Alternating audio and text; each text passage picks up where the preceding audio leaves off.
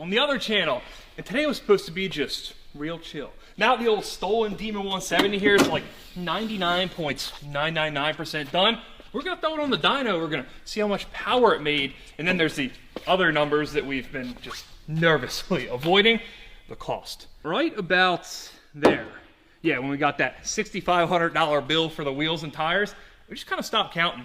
It certainly wasn't a conscious decision, and we definitely kept spending money, so I feel like we should probably fill all this in, figure out what our tab is.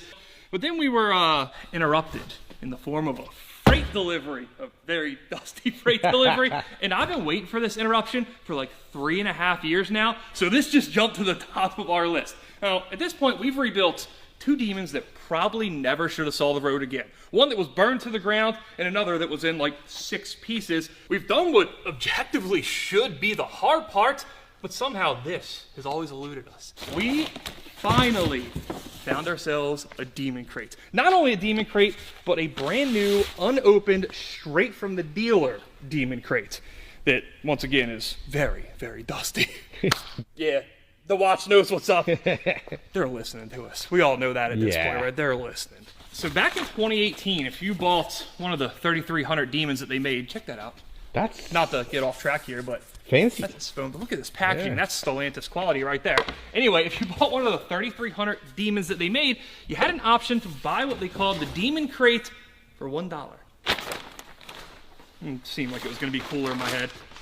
Yeah, I can't imagine there's anybody who didn't take Dodge up on that, but most of them at this point have either been opened, used. Sometimes you'll see the empty crates for sale on eBay, and then occasionally you'll see components from these for sale on eBay, but what you almost never see is one that's full, one that's never been opened, supposedly never been opened, and we finally did.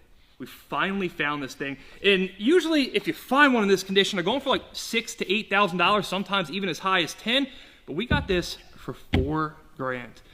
Partially, probably not partially, wholly because the people who listed this did a horrible job of it. They used mainly like stock photos in the eBay listing. Frankly, it looked kind of scammy. Lucky for us, it wasn't scammy.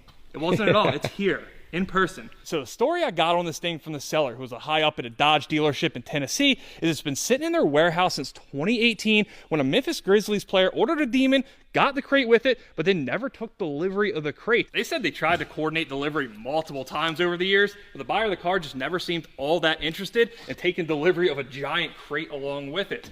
Eventually, they bought that car back, I think a couple months ago. It was kind of ragged out. They said it had been stolen a few times. So rather than sell it through their dealership, they sent it to auction. Then they still had this crate, and I